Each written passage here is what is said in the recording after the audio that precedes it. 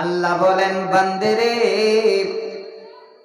তোমরা তোমাদের ঘর থেকে, তোমাদের বাড়ি থেকে ওই পূর্বের যুগের জাহেলিয়াতের জামানার মেয়েদের মতো অর্ধনগ্ন হয়ে, বেহায়া বেপরদা হয়ে তোমাদের বাড়ি থেকে তোমরা বের হও না। কি পরিচয় দিলেন আল্লাহ পাক এই চিন্তা ফিকির করনেওয়ালা কাউমদের জন্য? কথাটা কি যেন বোঝাতে চাইলেন? ওরে আমার জ্ঞানী গুণী বান্দারা, আমার কথাটা মাথায় নিয়ে নাও। তোমাদের আহলিয়াদের, তোমাদের বেটিদের, তোমাদের বিবিদের ওই পূর্বের যুগের বেহায়া বেলজ্জা নারীদের মতো তোমাদের বাড়ি থেকে তোমরা তাদের বের করিও না।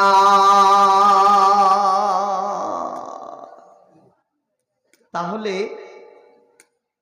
এই আয়াত থেকে বোঝা গেল, ইসলাম আসার আগে নারীরা বাড়ি থেকে বের হতো বেহায়া বেলাজুক বেপরোয়া হয়ে। না তারা স্বামীর অর্ডার নিত, না তারা তাদের শরীরকে ভালোভাবে হেফাজত করত, না তারা চলতে ফিরতে উঠতে বসতে একবার কোনো সময় চিন্তা ভাবনা করত যে আমরা একজন মেয়ে মানুষ। কোরআন প্রমাণ দিচ্ছেন।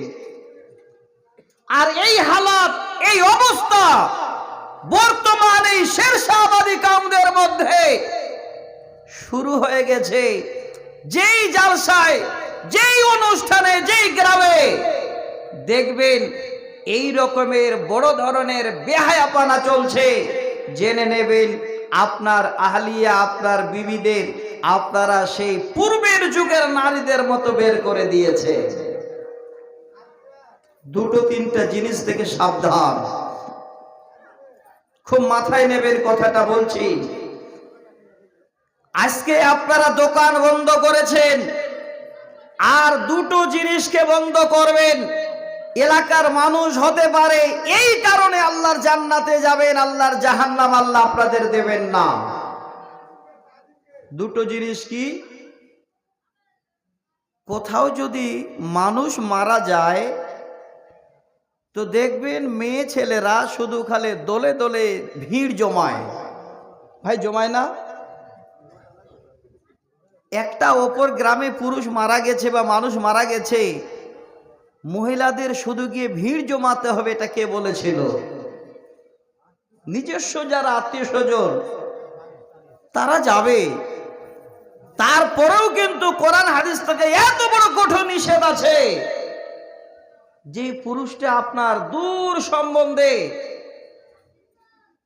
বিহাই হলো, আপনার খালাতো ভাই হলো, একদম ঘুরতে ঘুরতে এই দিক দিয়ে একদম আড়ারিয়া হয়ে, পূর্ণিয়া হয়ে ঘুরে একদম আপনাদের এই বাজার দিয়ে ঢুকছেন, এত বড় মানে সম্পর্ক, ওই পুরুষটাকেও আপনার দেখার অধিকার নেই।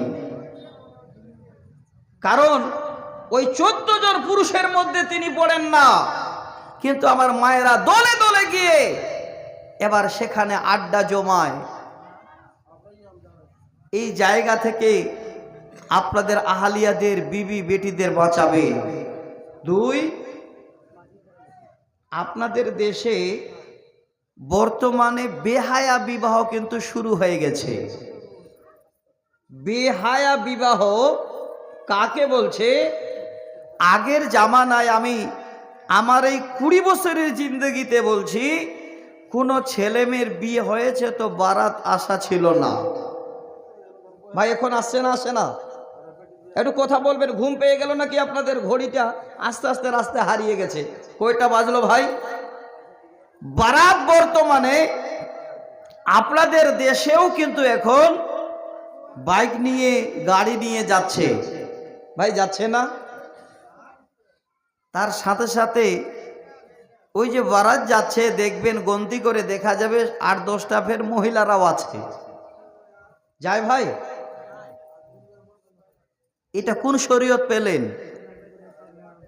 এই আইনটা আপনাদের কে দিল যে একটা ছেলের বিয়ে হবে তার জন্য আপনি 10টা মহিলাকে সাথে নেবেন, আরো 20-25টা 50টা আপনি লোকজন নিয়ে গিয়ে এবার সেই জায়গায় গিয়ে আনন্দ করে খেয়ে দে। এবার যখন খেতে দিচ্ছে জি, সিস্টেম হলো এখন প্যান্ডেল। এই যে আপনারা টেন্ট বানিয়েছেন, বিয়েতে প্যান্ডেল বানাচ্ছে, চেয়ার সিস্টেম, কত ভদ্র খাওয়ার। আর সেখানে গিয়ে নারী পুরুষ একসঙ্গে বসে ওই প্যান্ডেলের ভিতরে ভিড় জমিয়ে খাওয়ানো হচ্ছে। এ আপনাদের বিহারে হচ্ছে না, হয় না বলেন? হয় না? আলহামদুলিল্লাহ, আল্লাহ বাঁচিয়ে দিয়েছেন। আমি অনুরোধ করব, যদি না হয় এটা কোনোদিন গ্রামের মানুষ আপনাদের বলবো, ইন্না ফি যালিকা লাআয়াতিল লিকাওমি ইয়াতাফাক্কারুন। আল্লাহ বলছেন ওই কাউমদের জন্য একটা চিন্তা ভাবনার বিষয়, যে আজকে তারা যেন এই জায়গা থেকেও আমার মায়েদের, বেটিদের, বোনদের বাঁচিয়ে রাখে। আপনারা, আমরা কোন মা বোন? আমার স্ত্রী, আপনার স্ত্রী, আপনার বেটি, কোন মেয়ে? স্বয়ং আল্লাহ পাক রব্বুল আলামিন নবীকে বলছেন। কাকে? আল্লাহর নবীকে ডাক দিয়ে, নবী আমি আল্লাহ বলছি শোনো ভালো করে। কি বলছেন? আল্লাহ পাক বলেন, ইয়া আইয়ুহান নাবিয়্যু কুল লিআজওয়াজিকা ওয়া বানাতিকা ওয়া নিসাইল মুমিনিনা ইবদিনা আলাইহিন্না মিন জালাবিবিহিন্না ওয়া যালিকা আদনা আন ইউরাফনা ফালা ইউযাইনা। আল্লাহর আইনটাকে ফলো করেন।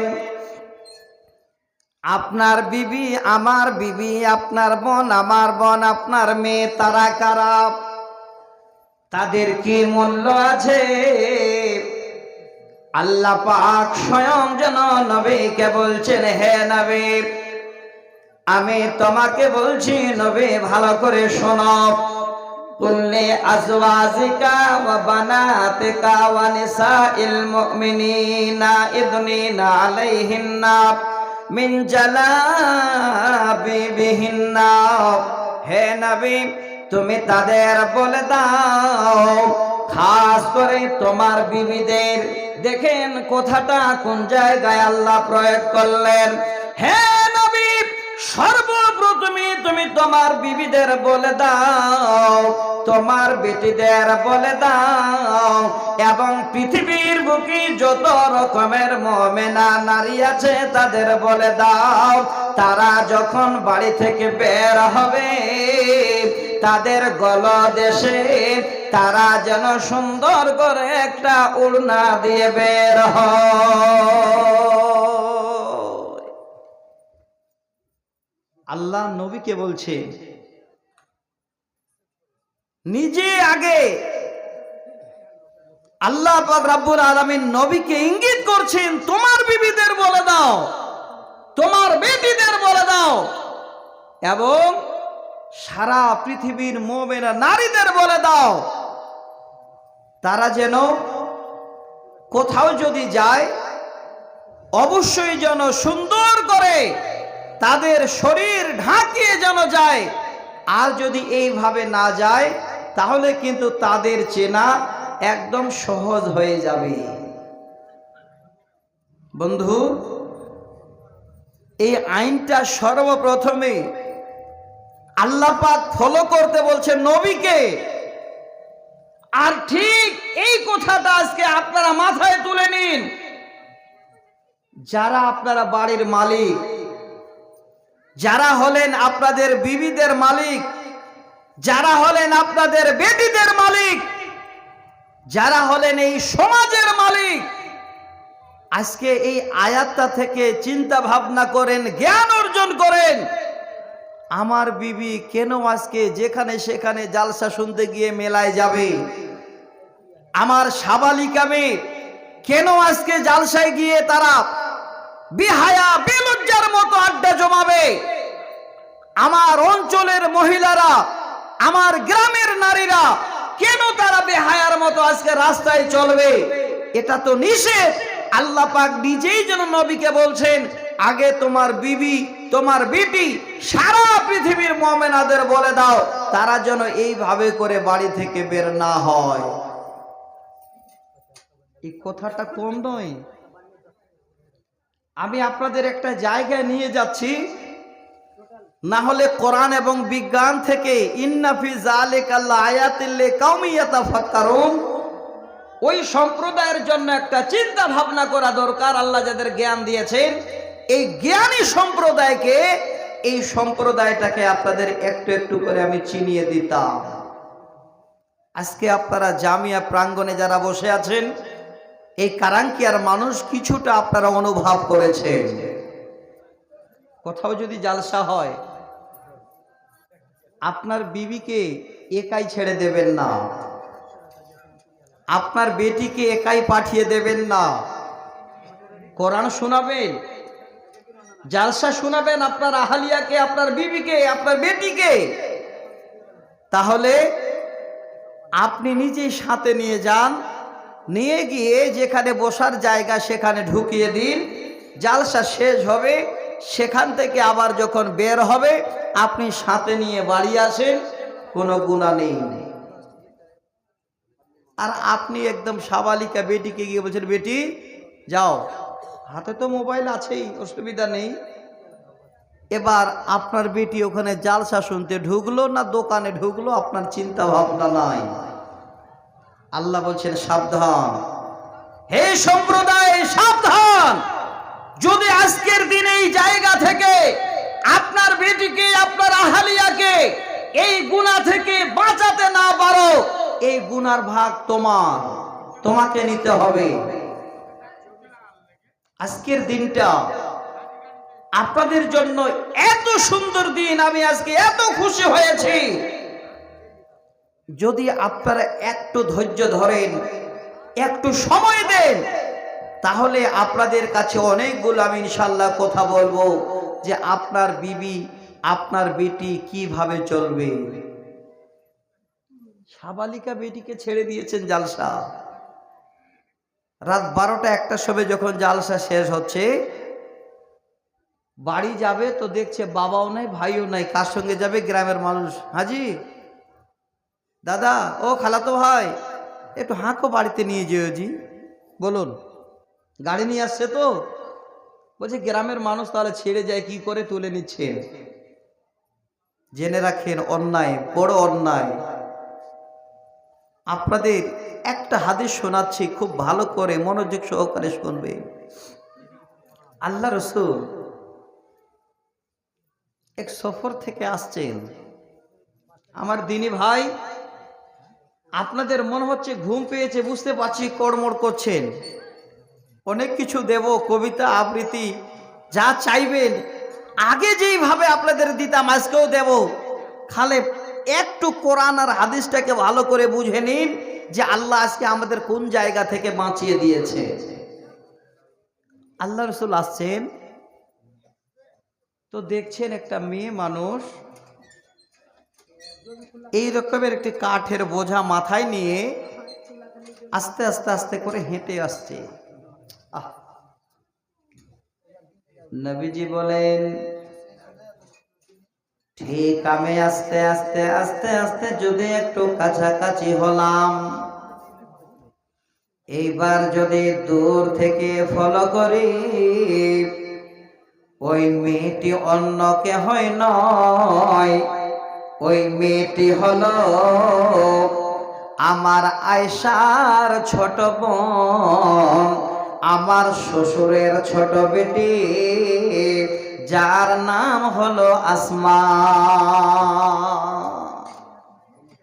হে ভাই, ইন্না ফি যালিকা লাআয়াতিন লিকাউমিন ইয়াতাফাক্কারুন, ওই সম্প্রদায়ের জন্য যেন চিন্তা ভাবনা করার কথা আল্লাহ বলেছেন। শুনেন, একটু চিন্তা ভাবনা করবেন। আল্লাহর নবী এবার যদি দূর থেকে দেখলেন এই মেয়েটি আমার শালিকা, অর্থাৎ আমার শালিক আয়েশার ছোট বোন আসমা ছাড়া আর কেহই নয়।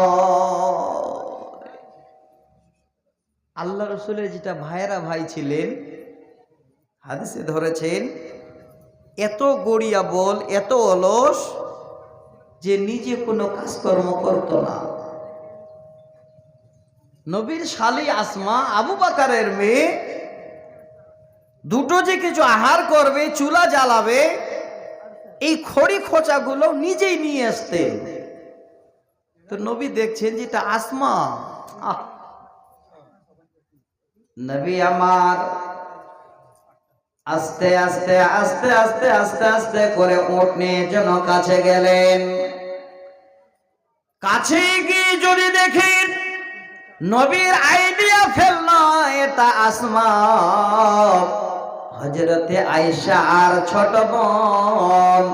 আল্লাহর নবী এবার আসমা যেন মাথায় কাঠ নিয়ে হাঁটছেন, আর সামনে গিয়ে নিজের উট থেকে নবী নেমে গিয়ে উটটাকে বলেন, ইখ ইখ, ওরে উট বসে যা, বসে যা। দেখেন আল্লাহর নবীর মায়া হয়ে গেল, দয়া হয়ে গেল।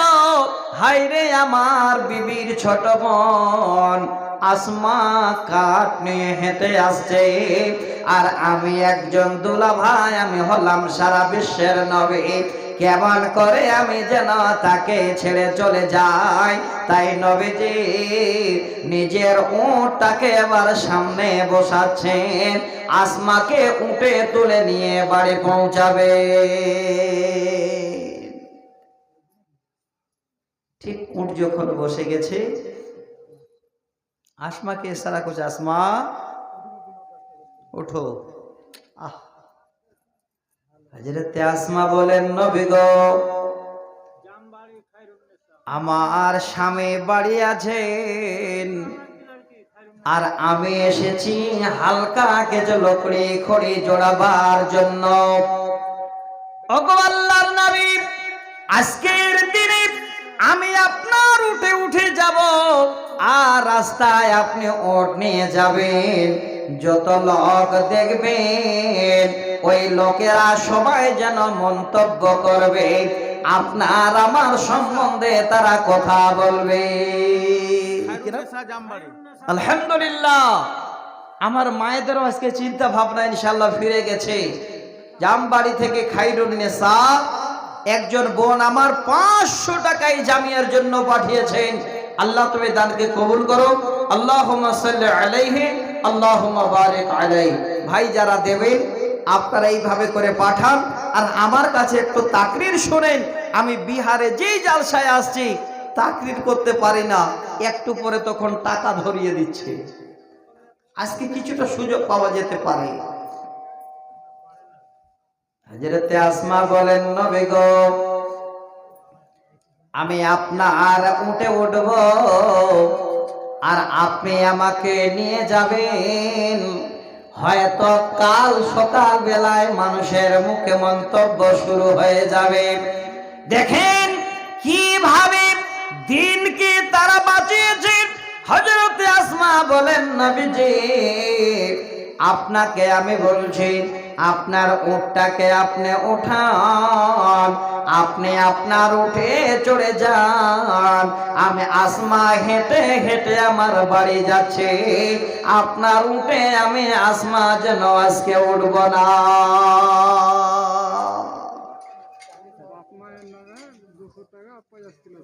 একটু লিখেন তো ভাই, বাপ মার জন্য 200 টাকা 50 কিলো ধান।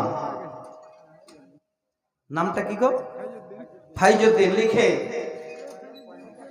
দান চাইতে হবে না, একটু যদি ভালোভাবে মানুষ বুঝতে পারে যে আমাদের কিভাবে চলতে হবে, এই সমাজটাকে বাঁচার জন্য এই মাদ্রাসাটাই যথেষ্ট। মানুষ সেজে দান দিতে আসবে ইনশাআল্লাহ, খালি আধা ঘন্টার সময় একটু রুকে